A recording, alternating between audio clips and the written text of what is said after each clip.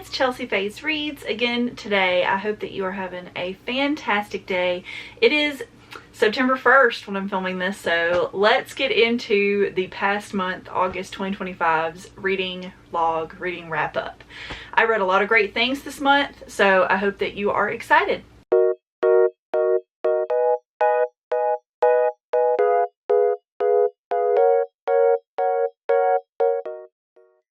So this month I read 14 volumes of manga and 1 book.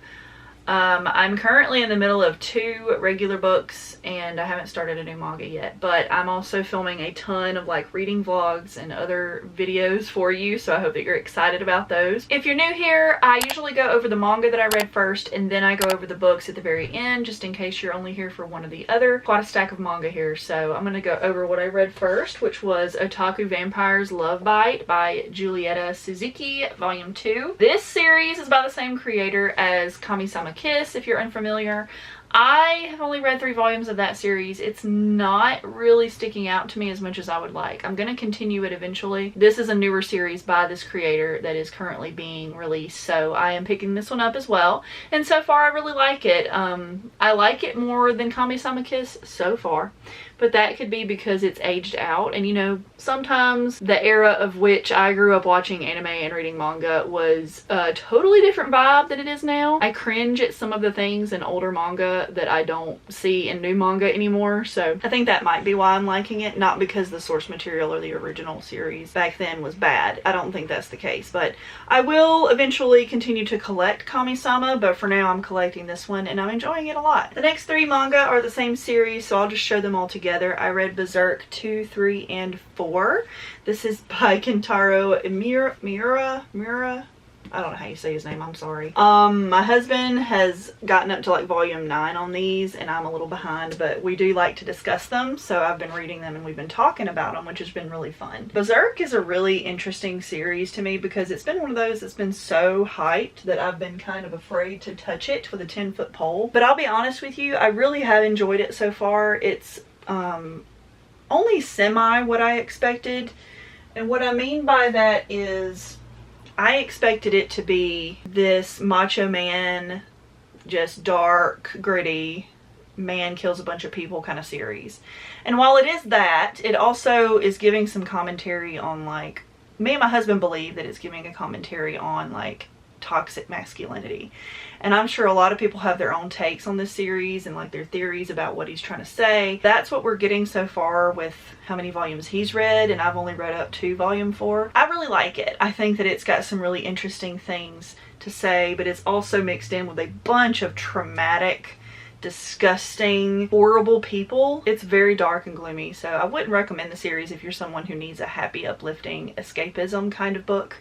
It's very gritty, very evil people in this doing disgusting things constantly. Every trigger you can think of is in here so far. I'm only on volume 4 and it had the R word in it, so just be very aware of that before you even consider picking it up. And they are very expensive volumes. These are just the singles. They have like the big fancy editions for like 40 to 50 bucks a pop. These are like $15 for these singles, so it's an expensive one. Find them on sale if you can, used if you can.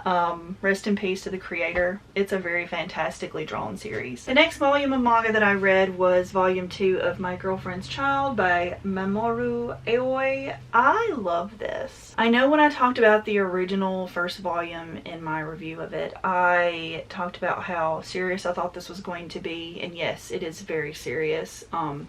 I love this so much, more than I thought I would. So delicate. Like, the art style is probably one of my favorite ongoing current series that I'm reading because it stands out to me. It stands out to me.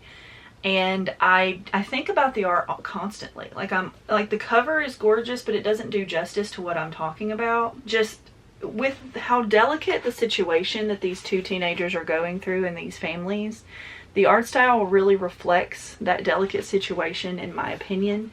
And I don't know if that's like the author's normal style or if that's just a choice that they made. But like, look how simple this paneling is and how thin the lines are on the character art. I feel like that's intentional. Maybe I'm reading too deeply into it, but I am so freaking impressed and I need to pick up more of this. I didn't see it in stores the last time we went, so I think I'm gonna just have to order these online, which is unfortunate. I do like to pick up physical manga a lot, but I'll just have to make an active effort to pick these up because I am so happy this is being published. I think this could be a really important series for a lot of preteens and teenagers to read. It's rated older teen, but I think that you could really learn something from it if you're mature enough to handle this kind of manga. It's gripping me, like vice grip. The next volume of manga I read is volume 11 of Dandadan by Yuki Nobutatsu. This volume is just like the rest. It's really fun. It's a great series. There's a lot going on. I'm just flipping through it trying to remember exactly what happened, and I think it's just like a transitionary volume because we're going from that group of Serponian dummies that look like that guy or whatever, this man, attacking Momo.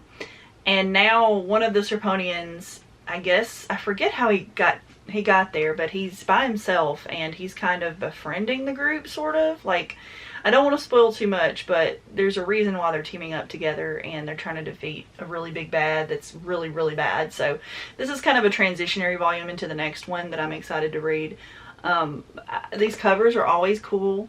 I really love the colors. I love the writing. There's always something really silly going on. It can't be for everyone. I don't think that everyone is going to love Dandadan, but I think overall there's a reason why it is so popular. And the anime's been really fun. Gigi is hilarious. He's my fave for sure. Next, I read volume 15 of Komi Can't Communicate by Tomohito Oda. I'm still really enjoying Komi. I tried to pick up a couple volumes yesterday when we went shopping. I'll have a video coming up very soon with that footage. I didn't have it, so I need to go order some, I guess. But this is volume 15, my most recent one. This one is so cute. I love this series. It's just a good, happy, feel-good series for me. There's not a whole ton of substance to it unless you're just interested in friendships and silly antics with friends.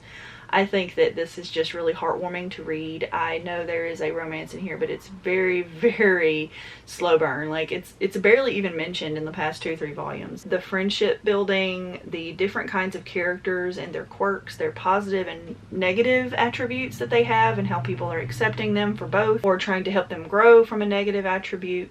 And while some of those are opinion based, like there are some things that some people think are bad that I don't think are bad, or they might think is good that I think might be bad.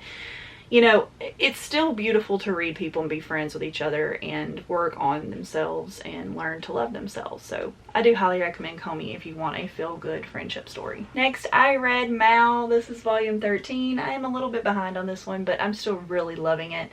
This volume, we're still diving deep into the mysteries of what is going on with Mao and Byoki. Yeah, I keep forgetting the names of these characters. I'm sorry. When you read a lot of manga, that happens. But there's this girl and she's pulling a Kikyo. And if you've read Inuyasha by the same creator, you know what I'm talking about. Like, this character's died and then they're coming back, and then you have to figure out why they're here, what's their motive, are they getting revenge, or what are they doing here? So this has a lot of similarities to Inuyasha, and I like that, but also I like the new twist that Rumiko Takahashi is taking on these characters. It's a little more dark than Inuyasha to me. I think that the themes are darker. I think there's a lot more murder and death and like evil characters doing evil things, not just insinuating evilness. So I really like it. It's just not, it's not going super fast. That makes me think that this is going to be a longer series similar to Inuyasha.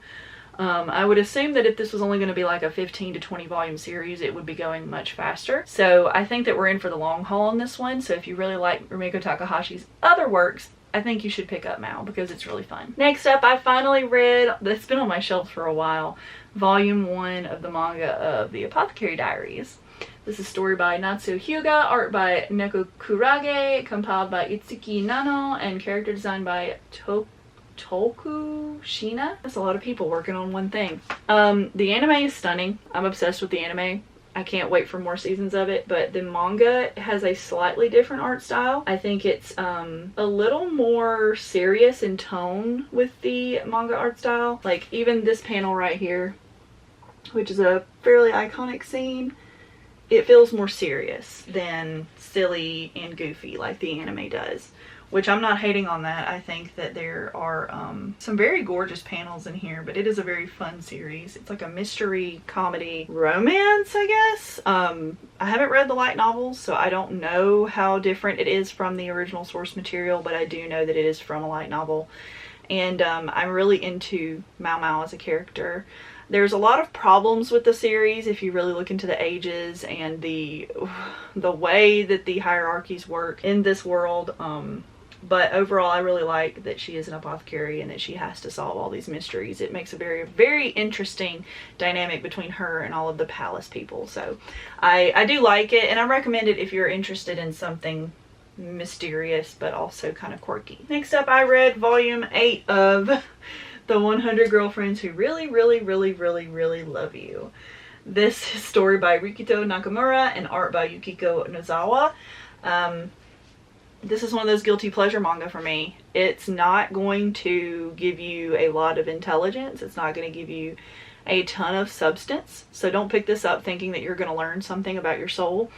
This is just a fun romp. Good time. It's got a lot of quirky little references in here. I remember there's one about Hamtaro in this one. This series, not this volume, but this series has, I think, broken a record for the longest like dialogue on a panel of manga, I think. Something like that. By the main character here, Rintaro, on the back. He was talking about how he loves each of his girlfriends. And granted, he's going to have 100 girlfriends by the end of this. That's what the creator keeps insinuating in here.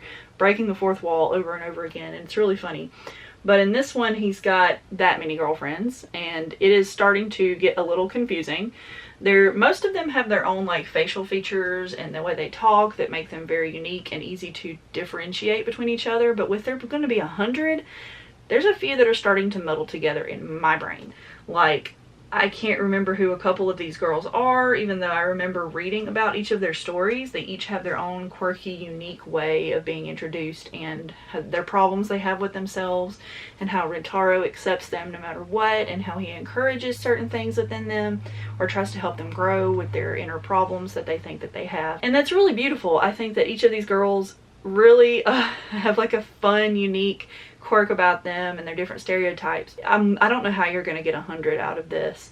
And there's already 2 characters that I think are very problematic in their age, at least their age appearance. And I just don't know how much further you can go with this, but I am still here for the ride for now, and I'm going to see what happens. The next thing I read is a very spooky manga that I've been working on for a while. You probably know if you've been watching my vlogs. It's Uzumaki by Junji Ito. I got this for Christmas this past year. I started reading it immediately, but got stuck after like the first story, because I guess I thought this was just going to be one story throughout, and I was just going to have to deal with not loving where it was going. But it's actually just a bunch of short stories compiled in the same town, in the same instance and situation and universe. So I like that about it, because I was starting to get really bored with that first story about the clay pots and stuff. It was interesting for the first few pages, but I don't know, it kind of wore me down. But then it got better. The snail chapter, holy moly, that messed me up. I'm not that kind of body horror kind of gal. I really like the chapter about the mosquitoes. That was so gross. There were some really interesting cannibalism parts in this. It was good. Like, I do not recommend it if you are queasy, because this is one of the most gory manga I've ever read. And I know that everyone says that Junji Ito is either your favorite horror mangaka or he's overrated. And I think that he's really good. Like, I'm not going to sit here and argue either side, but I really enjoyed it. I think the art is phenomenal. I love it. It was fun. The next thing that I read was volume 3 of the collector's edition of Marmalade Boy. This is by Wataru Yoshizumi, and I hadn't picked up a volume of this in ages, so I was really excited to get back into it. And I did remember a lot of things, so I didn't have to reread. I think there's only one more volume, maybe? I'm not sure. I'll have to look that up. But I'm so glad that we're getting like retranslations and just edits to this, and it being remade and reprinted, because I never thought I'd get to read this, and it was so fun. We're really getting into the thick of the relationship between Yu and Miki. They're learning about each other, they're opening up to each other and telling each other their secrets, and it's just really sweet. I love the old art style. Like, these girls are so cute. I only have 2 manga left and 1 book. We're almost there, guys. Alright, I have volume 7 of Fire in His Fingertips. A flirty fireman ravishes me with his smoldering gaze. This is by Kawano Tanishi, an adult manga.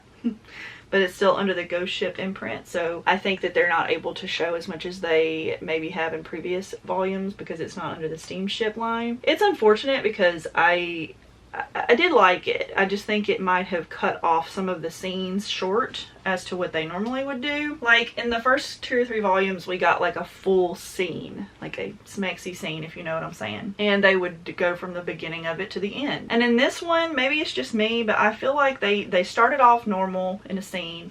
It was very short, and then at the end, it just kind of ended before we saw the ending.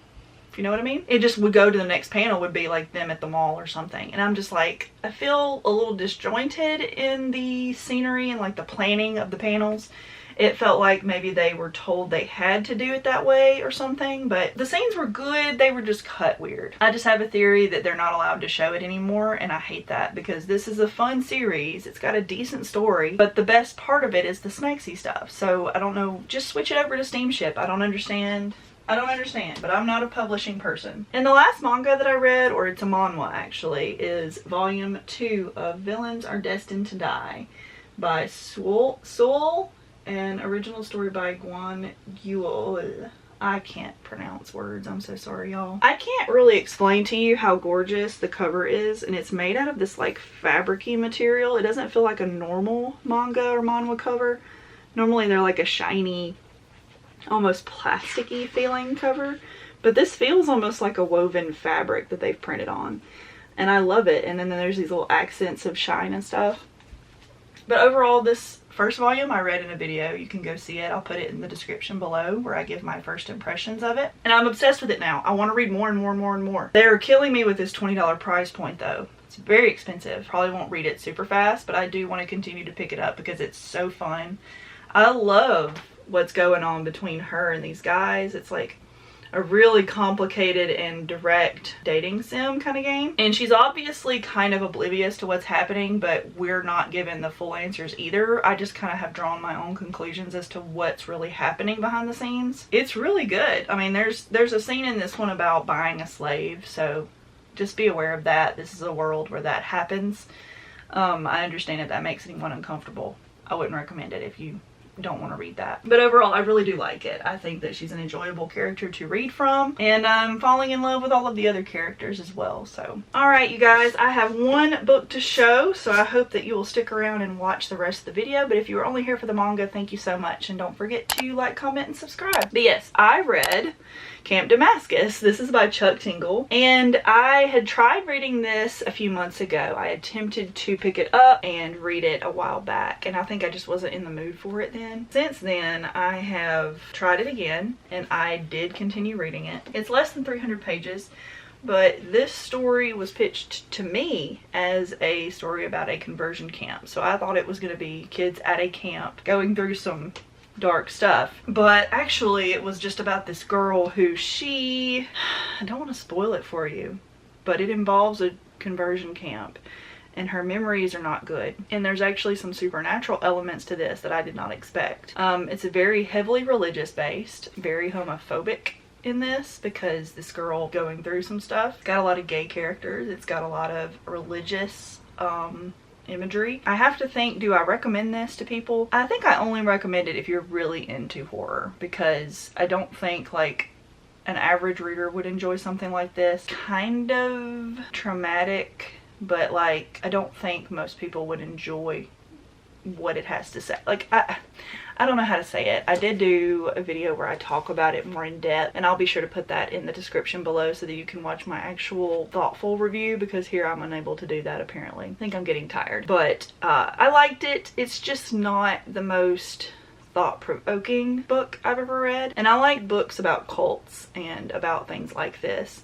And I just think that it was kind of misrepresented when I was looking into it and what it was about. So I guess I was just a little disappointed that it wasn't more about the conversion camp, I guess.